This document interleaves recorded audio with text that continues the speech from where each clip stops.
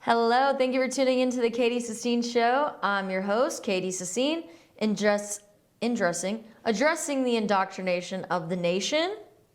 Sorry, I'm a little tired in the morning sometimes. So we were talking about the Bill Maher Show. It was my first experience watching a full episode, and I was, surprisingly pleased. And I was surprisingly pleased because I was not offended by anything that Bill Maher said. I mean, not that I get offended easily, but I wasn't even heated by anything that Bill Maher said. I felt as if Bill Maher was just doing his job as a comedian and an entertainer. He was kind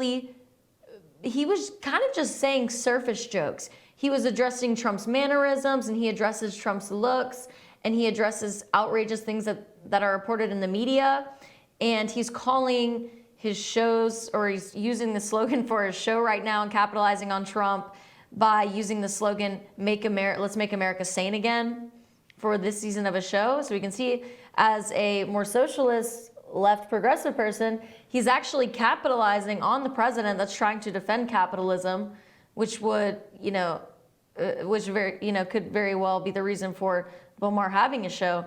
So, it's his name, it's his brand. And our great companies that dominate the globe right now were founded by capitalism. We're founded by creative minds that were rewarded for their accomplishments and continue to work hard and build themselves an empire. And that's what's so great about America. We see Bill Maher capitalizing from a network and capitalizing on the president defending capitalism.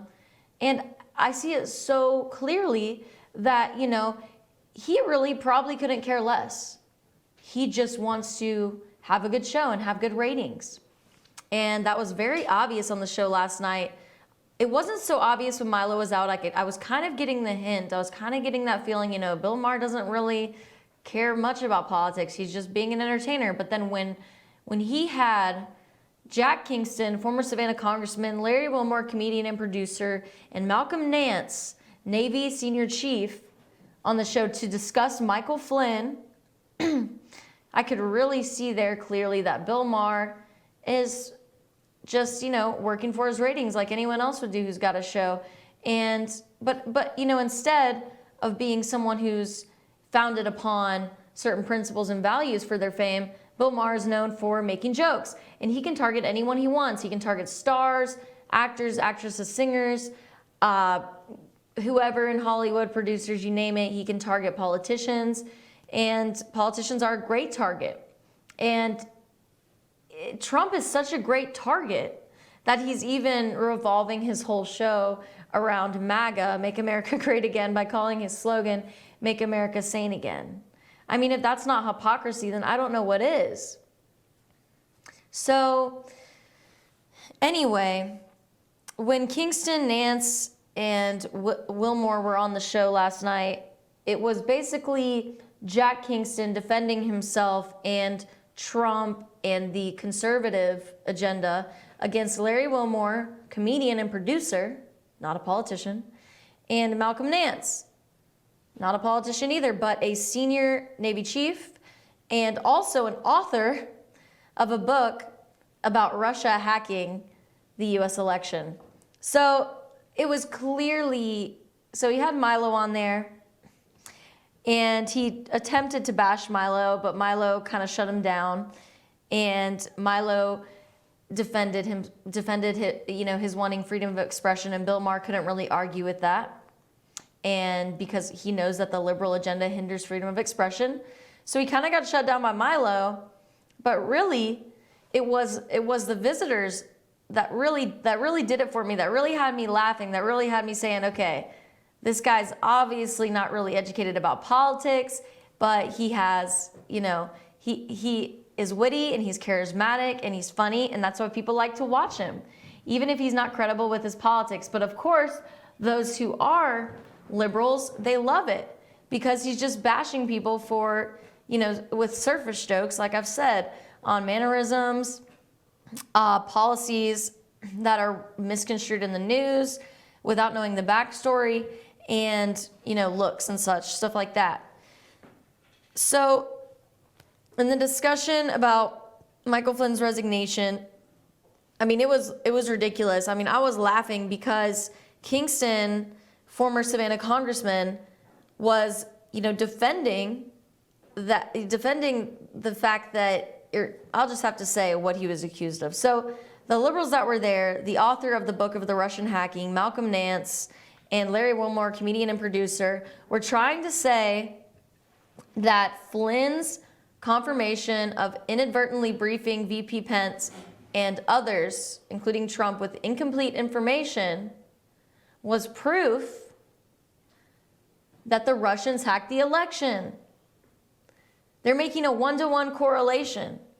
They're saying that, yes, because Flynn did discuss sanctions put forth by President Obama pre-Trump presidency, this definitely indicates a hacking. Well, Michael Flynn isn't even a conservative. Michael Flynn is a Democrat. So it's very well possible that Michael Flynn had mentioned sanctions to Russia and not mentioned lifting them or anything favorable toward Russia, because as a Democrat, his political agenda sides more so with that of Obama. So it's very funny that they would try to make this a one-to-one correlation without actually researching behind who these people are and what actually happened. Now, wouldn't it be a perfect setup that, of the liberals knowing that Michael Flynn did have communications with Russia about sanctions? As we know, you can hack anyone these days. You can hack their communications. It could very well possibly hack Flynn's calls, those on the inside that are not part of the conservative agenda. And they could misconstrue his conversations, harass him about them, and then turn it around into the biggest presidential scam of all time. And that's what they went on to say on Bill Maher. They said that Michael Flynn's discussion with Russia about sanctions pre-Trump presidency is the biggest, quite possibly the biggest presidential scandal of all time. Now, this is all without proof, mind you. This is all without proof. So he did not confirm, Flynn initially did not confirm or did not deny any communications over election hacking with Russia. And that was confirmed by Sean Spicer. And when Trump found out that he was misinformed and that Pence was misinformed and others, Trump decided, that he needs to resign. So that was that. I mean, Trump decided, if I have a national security advisor that's forgetting to brief me on important information that could make the nation, especially those who are already attacking us left and right, even more suspicious of us, then I'm going to have to let you go. You're fired. The signature Trump line, because he can't have that in his administration. Whether, it was an accident or purposely done by Flynn, that's not acceptable in the administration. So Trump's best option was to formally ask him to resign. What more was he supposed to do? And now the liberals are making it to be some, huge conspiracy that the liberals or that the conservatives are getting away with murder here. And they're trying to, probably put Trump on par with Hillary as far as criminal, being a criminal goes. We have all the conservatives saying Hillary for prison. Maybe they want to make it square and say Trump behind bars. I don't know. It's hard to think of Trump in stripes. Same things they're saying about Hillary. Maybe they want to even the score and come up with reasons to put Trump in prison. Like they're still asking for his tax returns and such. So, it's clear that Flynn misled Trump, and the Speaker of the House, Paul Ryan, he commented that on that in a press conference, and Flynn lost the president's trust in turn. And Ryan also said, in regards to Trump talking about foreign policy with the, oh, bless you, Lonnie. Trump talking about foreign policy in the West Palms with the Japanese. I believe they were in, was it Palm Beach or West Palm, Florida? In Florida with the Japanese, he defended Trump by saying that, you know, talking about politics at the dinner table and foreign policy is not inappropriate at the dinner table when you're there with a fellow politician. So it's just, you know, he's just defending his president because Trump's being attacked left and right. And as we remember, Soros had funded Paul Ryan before the election. There was a lot of anti-Trump talk by Paul Ryan before the election. And we see that now he's defending the president after the president's in office. So anyway, we got to cut to a break now. We'll get back with a video of Paul Ryan at the press conference in just a few. Stay tuned in.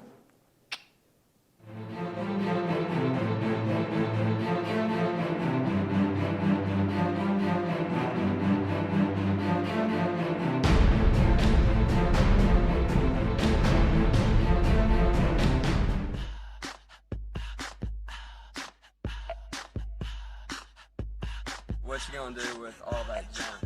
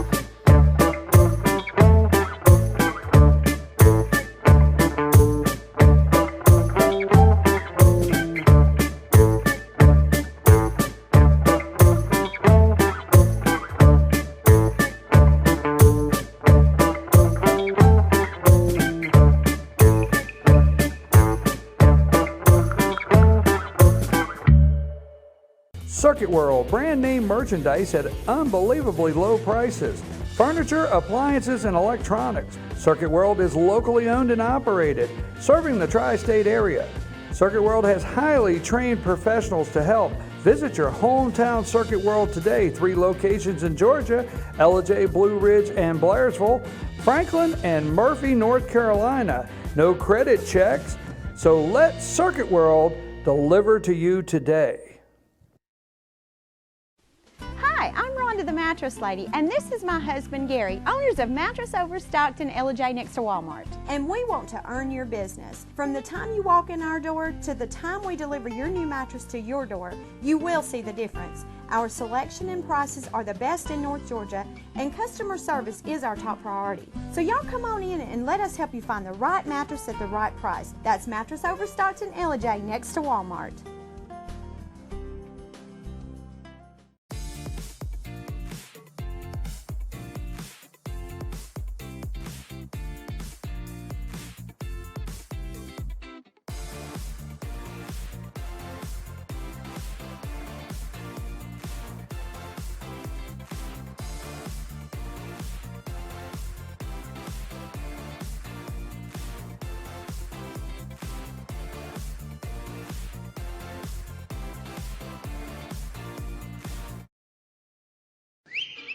El Rey in Ellijay. El Rey Mexican Restaurant. Family owned and operated, and a local favorite for families, parties, and meetings. Great prices. Friendly service and delicious Mexican cuisine. Patio dining available. Come sing in Carlos's Cantina every Friday 9 to 1. Eat in or take away. Same location for 14 years. Open 7 days at the corner of Maddox Drive and 515. North Georgia's favorite Mexican cuisine. El Rey in Ellijay. It's a new year. New you at Schottenkirk Ford Jasper. Ring in the new year with huge deals on a brand new Ford. Right now, get exceptional offers like 0% financing plus a $1,500 factory rebate on a new 2017 Ford F-150 XLT. Or get 0% financing plus a $1,000 factory rebate on a new 2017 Ford Explorer. Make your resolution a reality during the New Year, New You sales event at Schottenkirk Ford Jasper. home of the Shottenkirk Customer Guarantee. Visit us online at ShottenkirkFordJasper.com.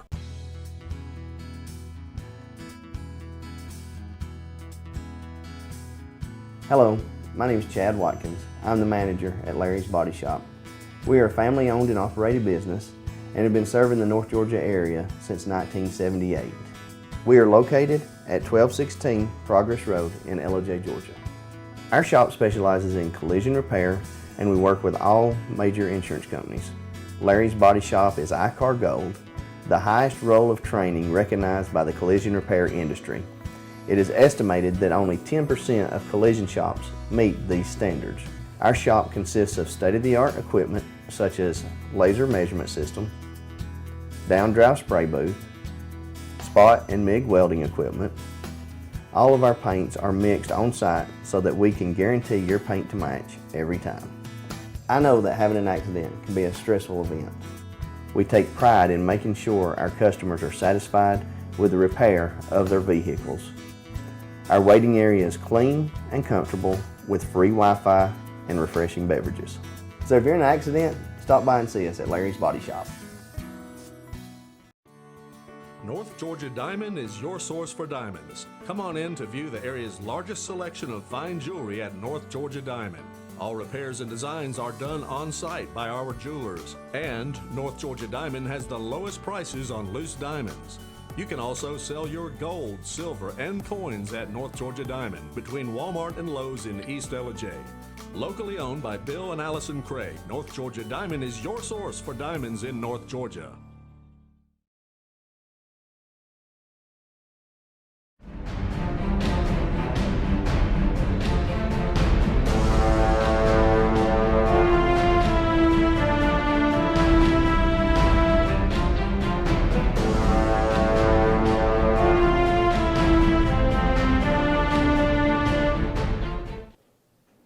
Hello, welcome back to the Katie Sassine Show. Now, as promised in the last segment of the show, we are going to show a video of Speaker Paul Ryan to the press defending the Trump administration regarding Flynn and even defending Trump at dinner in West Palm with the Japanese. So let's take a look. Yeah, let me take a step back for a second. National security is perhaps the most important function or responsibility a president has. And I think the president made the right decision to ask for his resignation. You cannot have a national security advisor misleading the vice president and others. So I think the president was right to ask for his resignation, and I believe it was the right thing to do. Let's speak about Russia for a second. I've always been a Russia skeptic and hawk. New administrations these days try to get better relations with Russia. The Bush administration tried to get better relations with Russia. The Clinton administration, or Hillary Clinton and the Obama administration did the reset. So I understand it's reasonable and rational to try and improve relations with Russia. That's what new administrations inevitably do. But I'll leave it up to the administration to describe circumstances surrounding what brought to this point. I think the key is this, that as soon as this person lost the president's trust, the president asked for his resignation, and that was the right thing to do. Did Congress look into that? I won't prejudge. I'm not going to prejudge any of the circumstances surrounding this until we have all of the information. Yeah. Last year you said a travel ban was against our country's principles. No, I said a Muslim ban would be against our country's principles, or a religious test. This is not that. Well, this executive Yeah. order cuts off access to 200 million people, mostly Muslims. Just to clarify, would you support an independent investigation into Russia's ties? And are you concerned that it seems the White House knew about all of this call and everything 3 weeks ago and did not clarify the record? To my same answer to Manu's question, I think I'm not going to prejudge circumstances surrounding this. I think the administration will explain the circumstances that led to this. The Intelligence Committee has been looking into this thing all along, by the way, just involvement with respect to Russia. I think it's really important that as soon as they realize that they were being misled by their national security advisor, they asked for his resignation. I can't speak to the rest of the circumstances. I think we need to get all of that information before we prejudge anything. Mr. Speaker, do you have any concerns about the president talking apparently about the North Korea ballistic missile test out al fresco at Mar-a-Lago? Al fresco. I've never heard that in a press conference before. I don't believe that any classified information was discussed. So I think it's important that if classified information is discussed, it's discussed in what we call skiffs.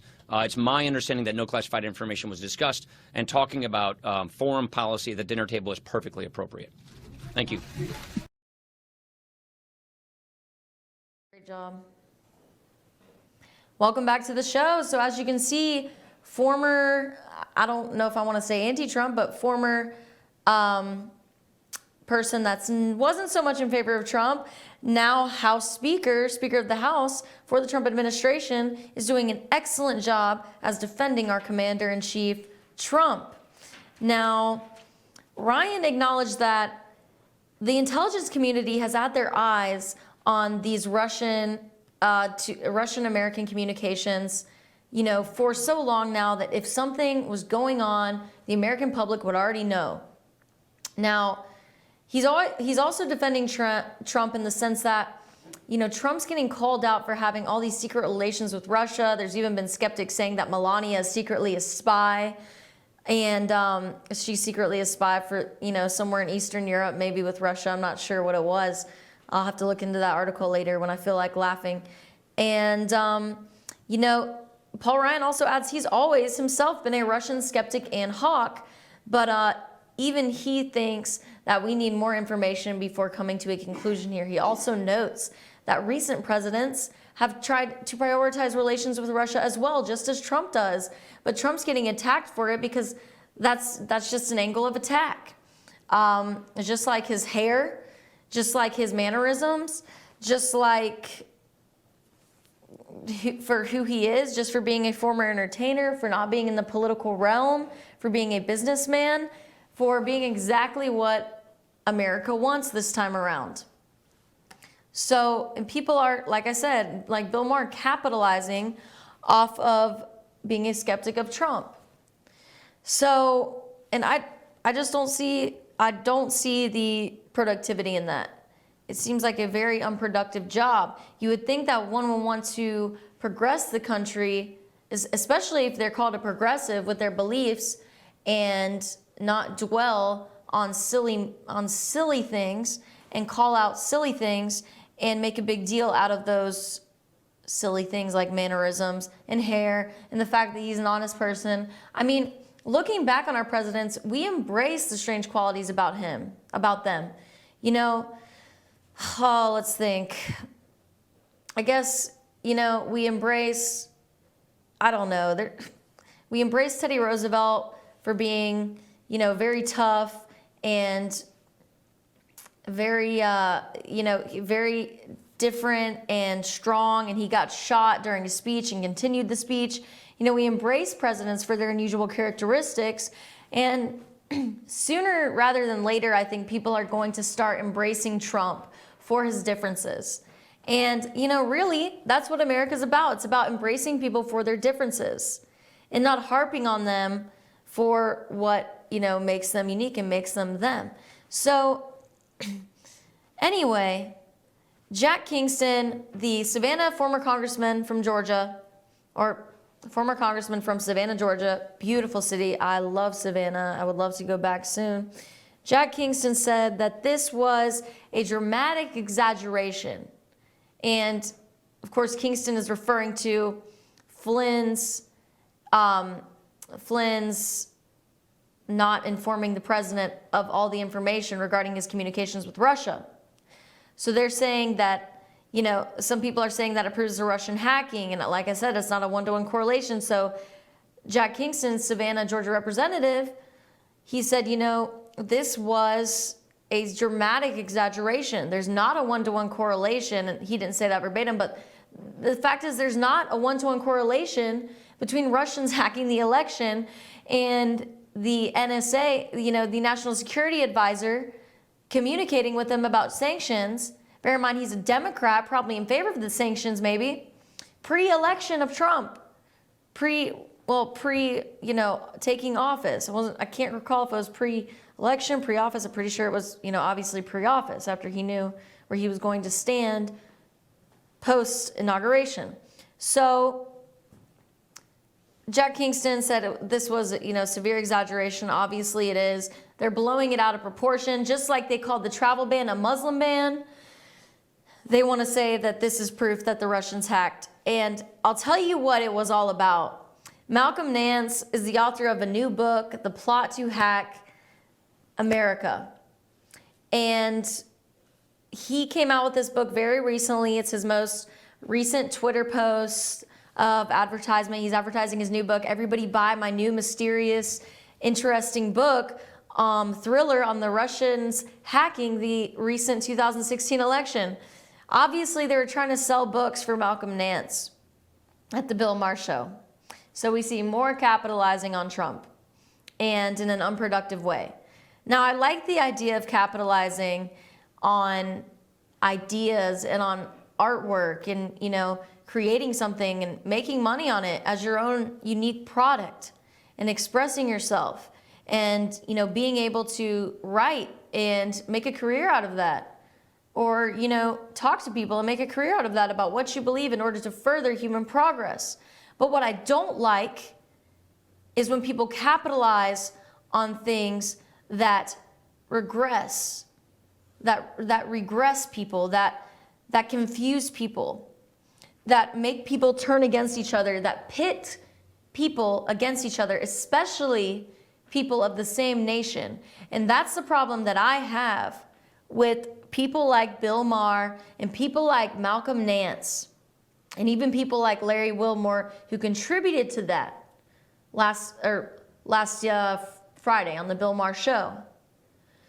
And Larry Wilmore, of course, defended Malcolm Nance's stance. Which is what I predicted, because he's a comedian and he's in the entertainment circle.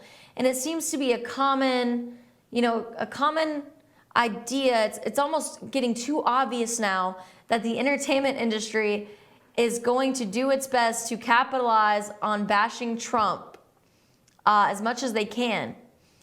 And, you know, who did they bash before Trump? They bashed Kanye West. It was all about Kanye West. Maybe that's why Kanye West feels like, you know, now he can run for president, because he was the object of humiliation for so long. And he's obviously a very successful entrepreneur who doesn't make a living off of pitting people against each other, which is a good thing. And he's been very controversial, but he hasn't gone as far as to do that. So yeah, when you get the time, check out that part of the Maher Show with Jack Kingston, former Savannah Congressman, Larry Wilmore, Malcolm Nance, and of course, the earlier part of the episode with Milo. And Romini comes in later, former King of Queens co-star, and she talks about how she left Scientology, which is also very interesting, but I'm not going to get into that today. Anyway, thank you so much for tuning in to the Katie Sassine Show, and I hope you all have a great Tuesday. And remember to avoid indoctrination.